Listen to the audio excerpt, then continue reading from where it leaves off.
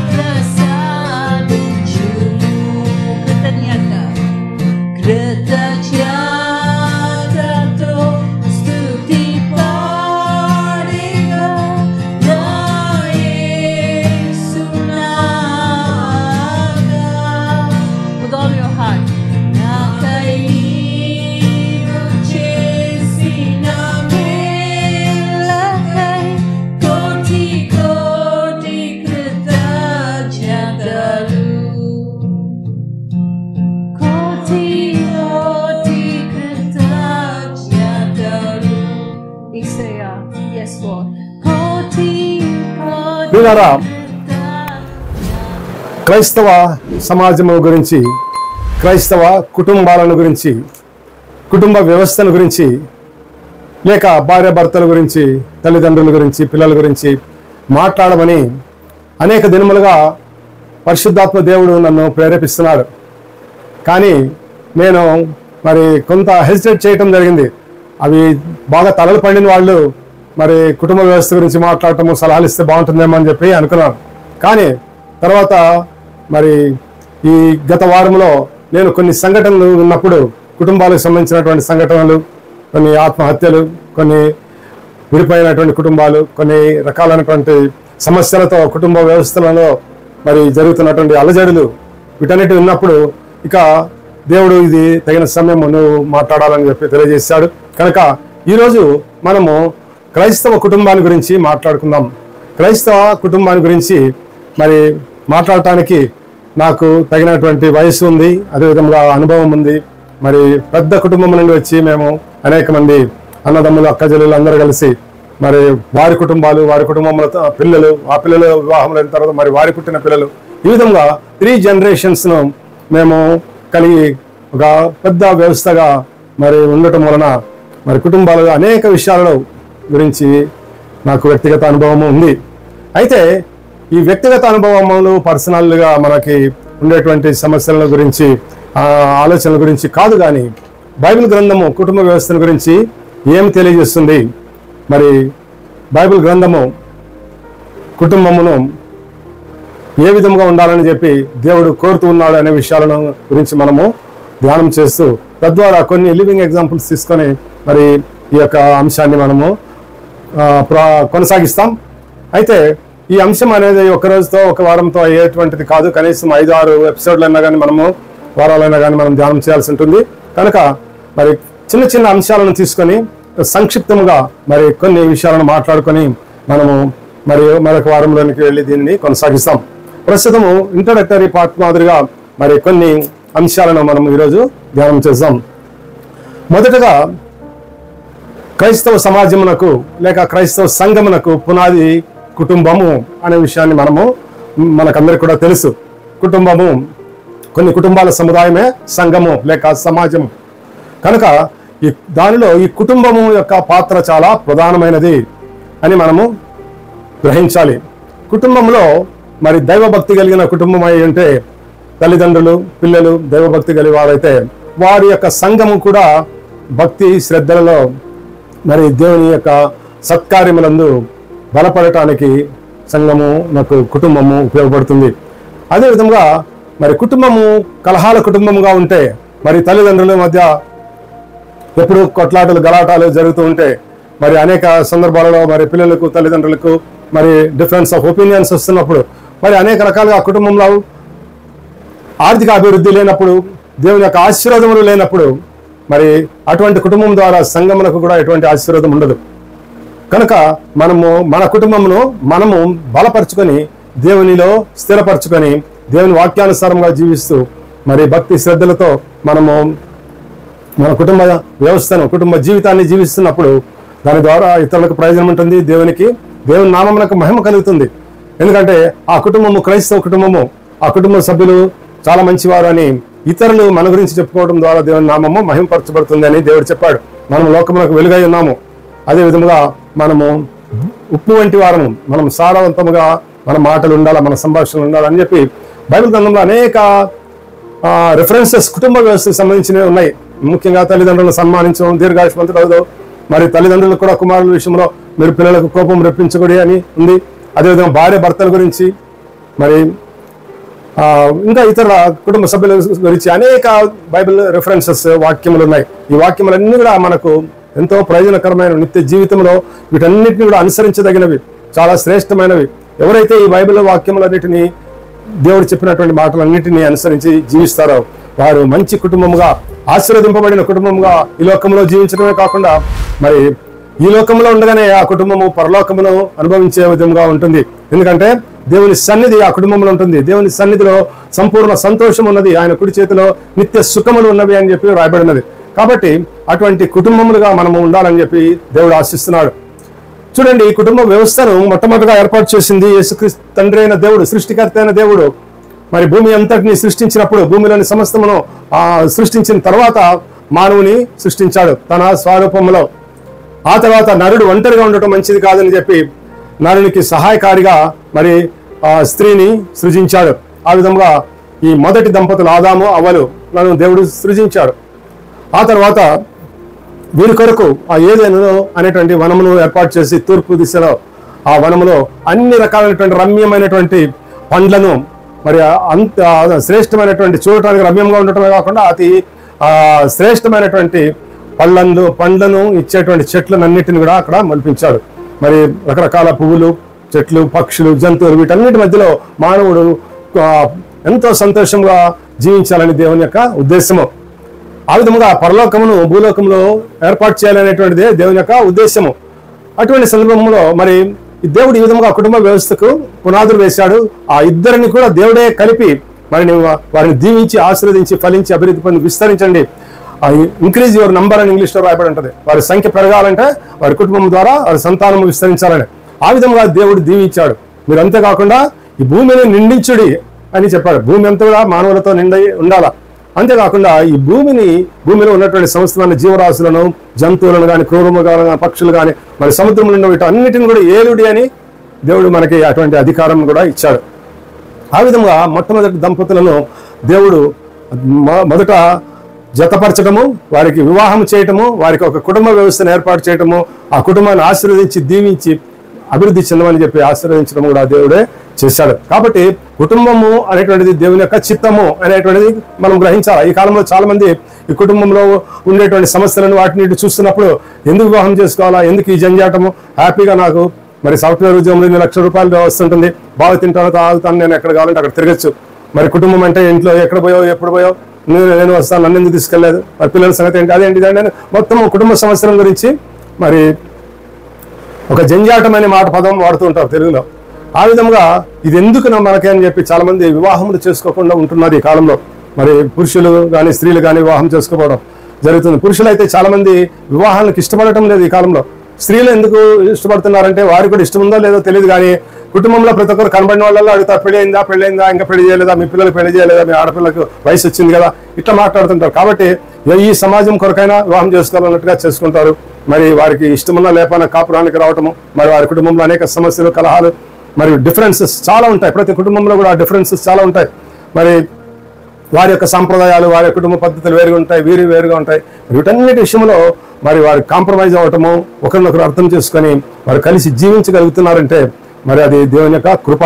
అందుకనే 30 ఏళ్ల తాడు తెగిపోదు అని చెప్పి బైబిల్ గ్రంథంలో రాయబడింది. ఇద్దరే కదా ఉంది కుటుంబంలో అని అనుకుంటే 3వ వ్యక్తిగా యేసుక్రీస్తు ప్రభువును క్రైస్ట్ సెంటర్డ్ ఫ్యామిలీస్ గా మనం ఏర్పాటు చేసుకున్నప్పుడు ఆ కుటుంబము ద్వారా మరి బలమైనటువంటి స్థిరమైనటువంటి పునాదుల మీద కట్టబడినటువంటి కుటుంబంగా ఉంటుంది. మరి బైబిల్ గ్రంథంలో దేవుడు చెప్పిన మాట ఏంటంటే, ఈయన ఆ మాటలు విని దాని ప్రకారం చేయవాడు బండ మీద ఇల్లు కట్టిన బుద్ధిమంతుని పోలి ఉంటాడని. కాబట్టి బుద్ధిమంతుడై ఉండాలి. మా కుటుంబాన్ని నడుపుకోవాలంటే కుటుంబ యజమానికి బుద్ధి ఉండాలి, జ్ఞానం ఉండాలి, చాలా అవసరం అది.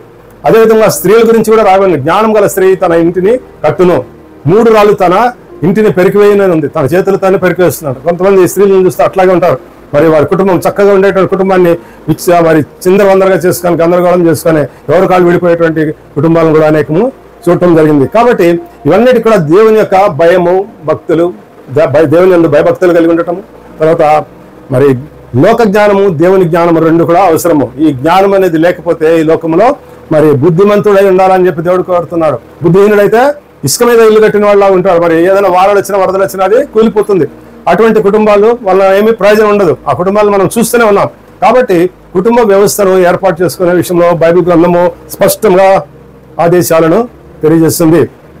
మరి మరి భార్య భర్తల విషయంలో కూడా మరి భార్య భర్తలు మరి అవిశ్వాసి అయిన భర్త ఉన్నప్పుడు విశ్వాసురాలైనటువంటి భార్య ద్వారా అతను మార్చబడతాడని ఉంది. అదేవిధంగా అవిశ్వాసి అయినటువంటి భార్యను విశ్వాసి అయిన భర్త మార్చగలుగుతాడు.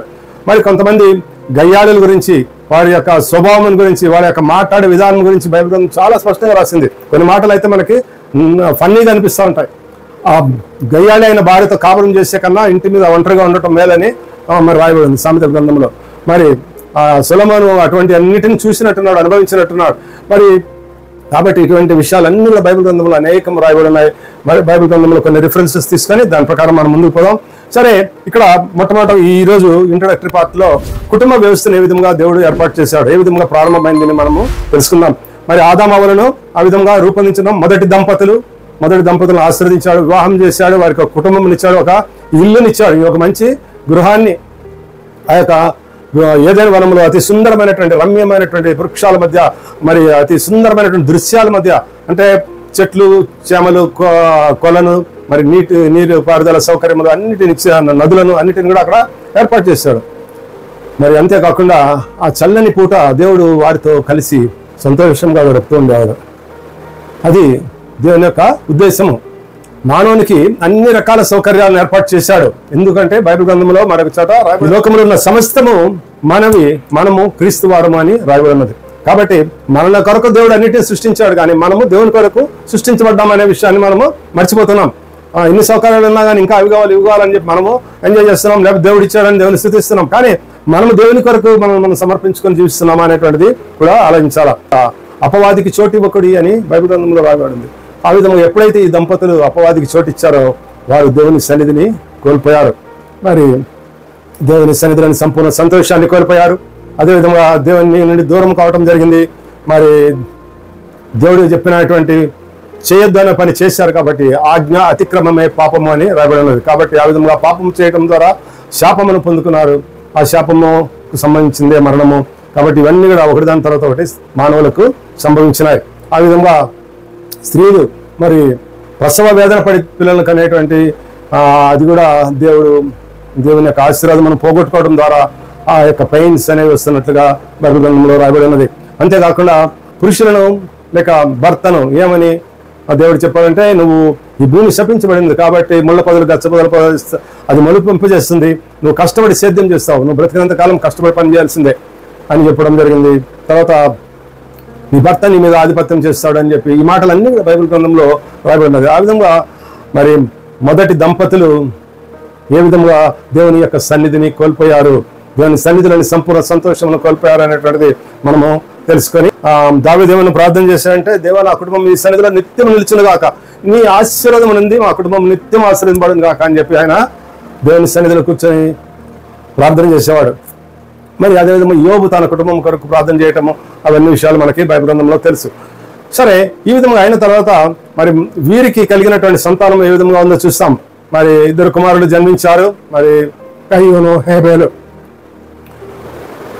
వీరు కూడా మరి తల్లిదండ్రుల శాపమును పొంది ఉన్న సందర్భంలో జన్మించారు. కాబట్టి మొట్టమొదటిగా భూమి మీద నరహత్య అనేది జరిగింది. మరి కయీను తన సహోదరుడైన హేబేలును చంపివేశాడు. అది ఏ విధంగా జరిగింది అనేది మనకి బైబిల్ గ్రంథంలో మరి మనకందరూ కూడా తెలుసు. మరి అర్పణలు అర్పించినప్పుడు దేవుడు హేబేలు అర్పణను అంగీకరించాడు, మరి కయీను అర్పణను లక్ష్య పెట్టలేదు అని చెప్పి దానికి అసూయపడ్డాడు. మరి కయీను చాలా అసూయపడ్డాడు.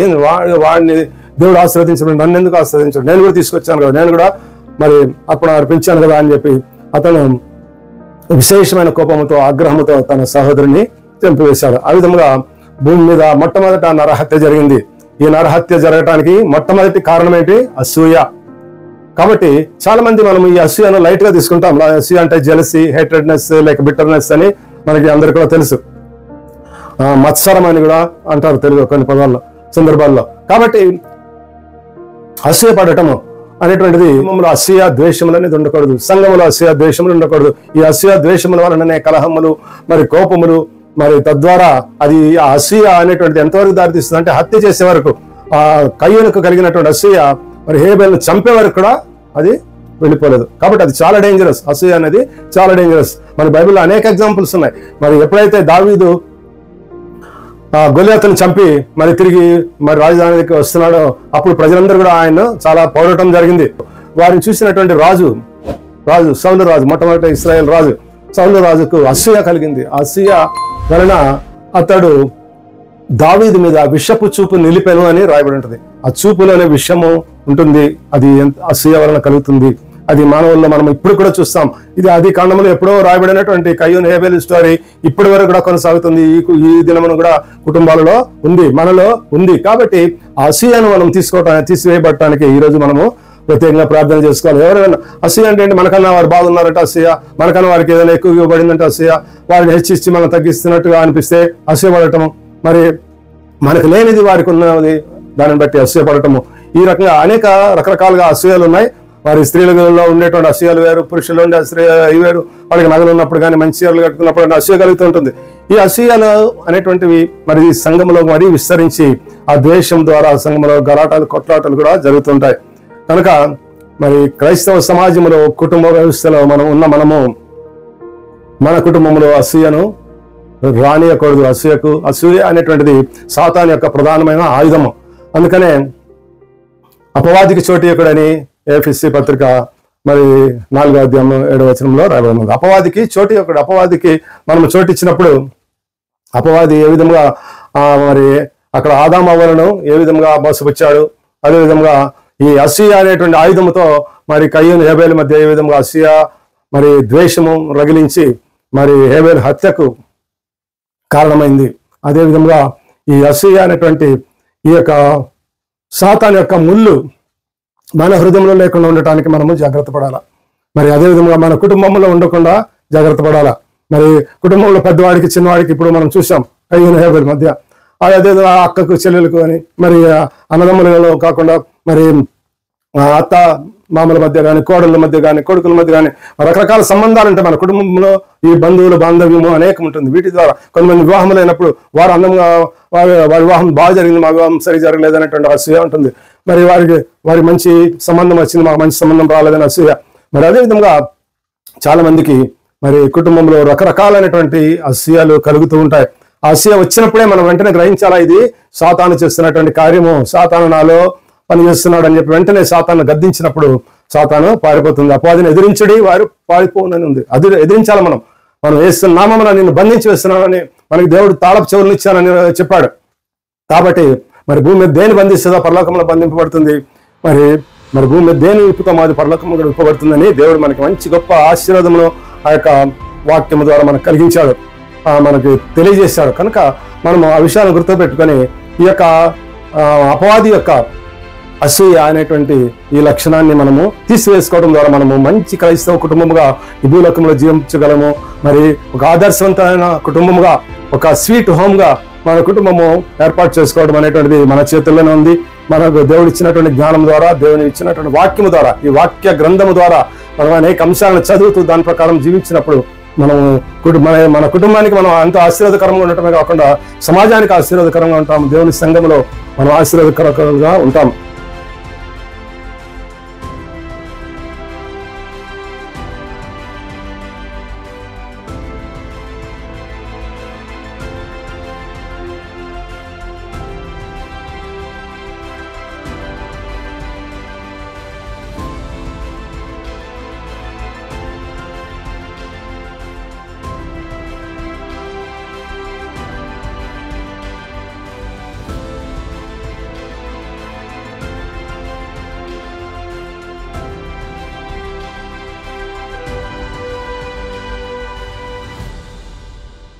అటువంటి గొప్ప కృప దేవుడు మనకందరికీ దయచేయను గాక. ఆమేన్. ప్రార్థన చేసుకుందాం. మహాపరిశుద్ధుడైన మా పరలోకపు తండ్రి, మీ వాక్యం ద్వారా మాతో మాట్లాడినందుకే మీ స్తోత్రం చెల్లించున్నాం ప్రభా. మీరు ఏ విధంగా కుటుంబ వ్యవస్థను ఏర్పాటు చేశారు, భూమి మీద ఏ విధంగా ఉండాలని మీరు ఆశిస్తున్నారు, ఏ విధంగా ఆశీర్వదించారు, ఆశీర్వాదం ఏ విధంగా పోగొట్టుకున్నాం, ఈ విషయాలన్నింటినీ మేము తెలుసుకుంటున్నాం ప్రభా. మరి ఎప్పుడైతే యేసుక్రీస్తు ప్రభువును మీ సొంత కుమారుని ఈ లోకంలోకి పంపించి ఆయన సిలువలో చేసిన కార్యము ద్వారా ఆ యొక్క శాపమును మా నుండి తీసివేసి మమ్మల్ని అందరూ ఆశీర్వాదములకు వారసులుగా చేస్తున్నారు. మేము మా కుటుంబంలో ఆశీర్వదింపబడటానికి సహాయం చేయండి. మా కుటుంబముల ద్వారా మా సంఘములు, మా యొక్క సమాజము ఆశీర్వదింపబడటానికి సహాయం చేయండి. ప్రతి ఒక్క బిడ్డను దీవించి ఆశీర్వదించమని అడుగుతూ సమస్తాన్ని ఘనత మహిమ మీకు చెల్లిస్తూ యేసునామమున అడుగుచున్నాం తండ్రి. ఆమేన్. మన తండ్రి అయిన దేవుని ప్రేమయు కుమారుడైన యేసుక్రీస్తు ప్రభు యొక్క కృపయు పరిశుద్ధాత్మ దేవుని యొక్క అన్య సహవాసం మనందరికీ ఇప్పుడు ఎల్లప్పుడు సదాకాలం తోడై ఉండును గాక. Amen. Praise the Lord. God bless.